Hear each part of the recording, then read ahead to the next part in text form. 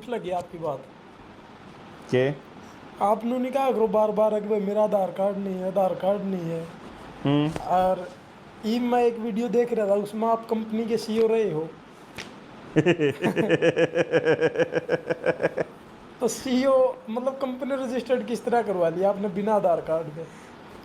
और आप एक तो बात यह कहो कि भाई आधार कार्ड नहीं है मेरा, फिर दूसरा अगर आप कंपनी के सीईओ रहे हो तो फिर तो आपका आधार कार्ड होगा। सीईओ बताओ, तने कड़े देखा मैं सीईओ आपकी प्रोफाइल में लिख रखा था आपने। लिंक्डइन के प्रोफाइल में था, मैंने सीईओ तो और कितने लिखा नहीं। हाँ। बाकी तो क्योंकि वो तो उस टाइम पे बिजनेस करा करता मैं, था भी सीईओ मैनेजिंग डायरेक्टर था मैं, पर उसमें तो कोई डाउट नहीं है। तो फिर बिना आधार कार्ड का आपने कंपनी रजिस्टर्ड किस तरह करवा ली? आधार कार्ड कद आया? 2014 में। कौन से मतलब महीने में? पहले भी था लेकिन बीजेपी उसका विरोध कर रही थी, हाँ। फिर 2014 में तो लागू कर दिया था। और कंपनी का सीईओ बनने के लिए आधार कार्ड की अनिवार्यता कब आई? ये तो नहीं पता जी। जो वीडियो बनाने ने पूछ लेंदा।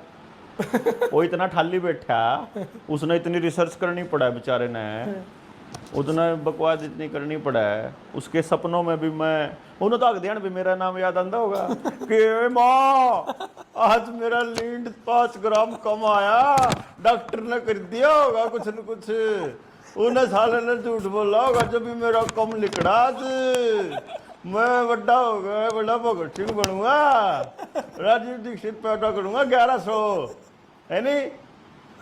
निकलना होगा नहीं?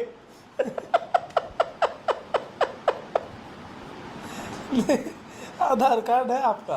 नहीं पहले मैंने नहीं बताया, तो पहले उन्हें एक बार तू ने पूछा नको तना कोड पर याद आवा डॉक्टर नको खान दिया ना जी, मतलब तेरा 10 लाख जे जीबी तेरा कब्जी हो जाए जीबी है नको डॉक्टर ने झूठ बोला जा तो मेरा कब्जी हुई, फिर नको डॉक्टर ने झूठ बोला जा तो मेरा 10 लाख गए, है नहीं? जा तो मेरे गंडे नहीं बिक रहे, जा तो मेरे खीरे बंद होए।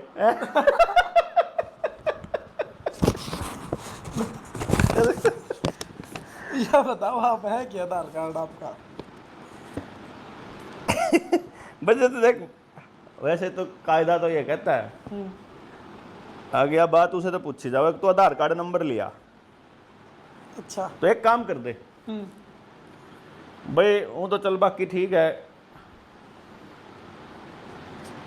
और तो कुछ भी कहो हैं, रोज रोज तो देख मेरे तो इतना टाइम नहीं किसी की बकवाद पे कुछ बोल रहा है, खाम खाई किसी ना हाईलाइट करा है, out of mind out of site होया करे, जिक्र भी ना करा करो मेरा आगे से इसे जलन खोरा का, तो जिनकी सब बदन फूक दे रहा है किसी और ने देख कर,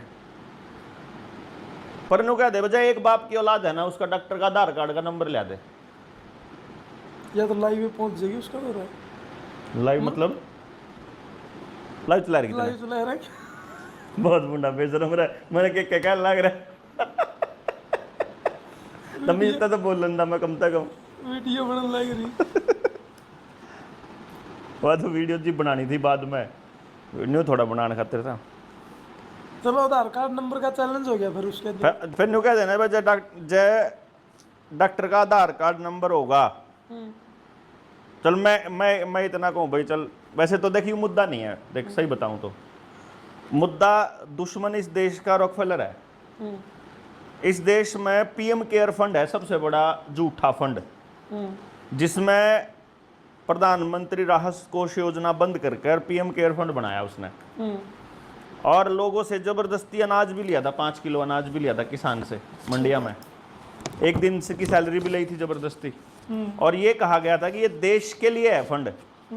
और मैं उस वक्त वीडियो बनाई थी, मैंने उस टाइम भी बताई थी और बाकी सबने पता कि वो प्राइवेट कंपनी ऑर्गेनाइजेशन है, जैसे जागरूक समाज मंच संस्था है ना, वो है PM care fund. PM care fund, हाँ मतलब सोसाइटी है वह, अच्छा जुगर नॉर्मल अपनी सोसाइटी अगर वैसी।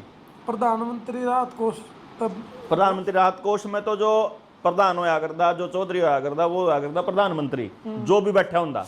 इस सोसाइटी का प्रधान है नरेंद्र मोदी, अच्छा हाँ ना कि प्रधानमंत्री, यानी जब यो पद पता टिका तो पीएम केयर फंड के सारे पैसे लेके यो लेके जाओगा। अच्छा हाँ सोसाइटी आकर बस जो कर ट्रस्ट फंड नहीं हो मतलब सोसाइटी का यो सोसाइटी का है यो प्रधान, ठीक है। इन्हें बना रखी है अपने 5-4 गुंडे लुच्चा की लेके ना, और इसने वो बना दी। असल तो मुद्दा होना चाहिए जो लोग पद पे बिठा रखे जनता ने, वो जो देश के साथ धोखा कर रहे हैं, उनकी सच उजागर करने का होना चाहिए। दुनिया को देखना चाहिए कि ऐसे ऐसे लोग अपने वॉल पे, अपनी उस पे ऐसे लोगों को उजागर करने के लिए क्या करते हैं। और फिर थोड़ा सा न्यू का है ना भैया, मैं तो चैलेंज करने लग रहा है, चल ठीक है, मैं वैसे मैंने करना नहीं चाहिए, गलत बात है। मैंने दो बात लगी डॉक्टर साहब। हाँ, एक तो आधार कार्ड वाला मामला में आपकी झूठ लगी, इसकी आपने बताई दी भाई आधार कार्ड नंबर ले आके दे दो, मैं मान लूंगा। मान लूंगा, क्यों मान लूंगा, मैं तो सामाजिक जीवन तो संन्यास ले लूंगा। अच्छा भाई ऐसा आदमी जो पब्लिक को ये देखो, पहली बात तो मैंने किसी को ये नहीं कहा आधार कार्ड तुम्हें नहीं बनवाना चाहिए, मैंने कभी नहीं कहा। मैंने ये कहा है कि आधार कार्ड से ये नुकसान है, उसके बाद भी जो बनवाने लग रहा है वो अगले की सिरदर्दी है। ठीक बात है।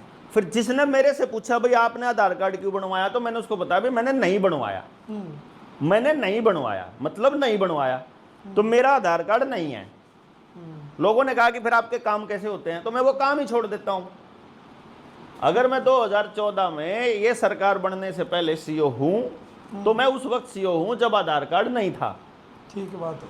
और जब आधार कार्ड की अनिवार्यता आई तो मैंने कंपनी ही छोड़ना बेहतर समझा। आधार कार्ड को कंटिन्यू रख के बिजनेस करने से बेटर था मैंने आधार कार्ड ना बनवा के बिजनेस बंद करके कंपनी को ही बंद करना और अपने सोसाइटी में कंपनी बंद कर दिया आपने।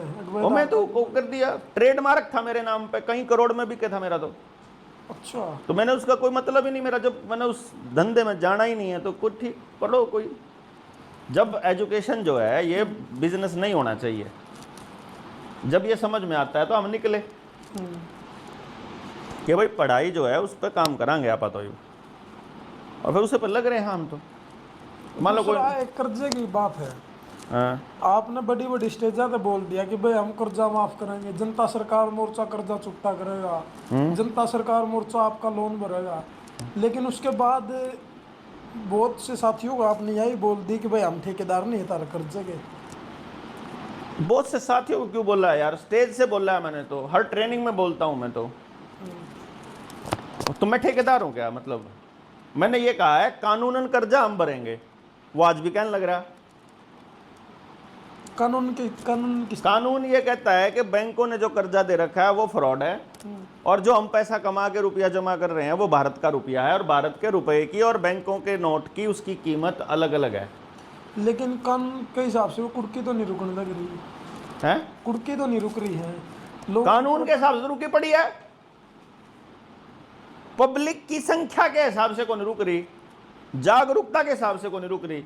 जहां पे जिसका मकान है वो अगर बोल सकता है, या वहां पर पब्लिक आकर के समाज आके ये कह देता है कि भाई इस बंदे ने जो कागज दे रखे हैं उनका जवाब दिए के कदे करना कब्जा कर लो, बिना जवाब दिए, बिना ड्यू प्रोसेस फॉलो किए, बिना कोई कानूनी कार्रवाई किए ढंग से, बिना अगले बंदे की बात सुने, बिना उसके कानूनों उसकी बातों का कानून सम्मत जवाब दिए, अगर तहसीलदार, पुलिस वाले और बैंक वाले नेक्सस करके, गिरोह बना करके, गुंडागर्दी करके, 2 बस भर के अगर वो लठ लेकर ना आ जाते हैं और उन लोगों को मार मार के खदेड़ देते हैं, या बसों में भर के कहीं और छोड़कर फिर ताला लगा जाते हैं, इसमें तो समाज की गलती है ना, इसमें देवेंद्र बलारा की गलती कहां है?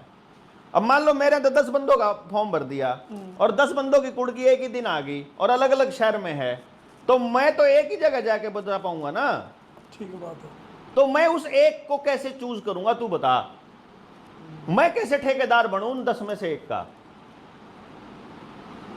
मैं ये इसलिए कह रहा हूं कि तेरी लड़ाई लड़नी तना पड़ेगी। और मैंने एक बात कही थी 19 नवंबर की रैली में भी कही थी, उससे पहले भी कही थी, उसके बाद भी कह ली और उसके बाद भी कह ली, जिसका कर्जा है और जिसने आवेदन लगा रखा है, लड़ने वाले और आखिरी टाइम तक उसके साथ खड़े होने वाले 20 लोग तो तैयार करने पड़ेंगे। बात समझे हुए? वे 20 लोग तैयार करे हुए आज लिया 20 लोग हर आदमी के साथ। हमने लगभग 3000 आवेदन भर रखे हैं, 3000 मल्टीप्लाई बाय 20 60,000 मानस हो गए। तो आज लिया और एक जगह इकट्ठे कर दे 60,000 मानस, जो उसके साथ एक एक आदमी के साथ 20 है कि हम खड़े होंगे। जय हरियाणा में एक भी आदमी का मकान नीलाम हो जाए तो फिट्टे मुंह तो मैंने कह दिया। तो फिर ये तो मैन पावर की बात है सारी कि भाई- मैंने तो वो गुंडागर्दी का इलाज तो पब्लिक है, या तो बात पहले दिन से बताने लग रहे यार। तो फिर इसमें तो वो कागज कुछ काम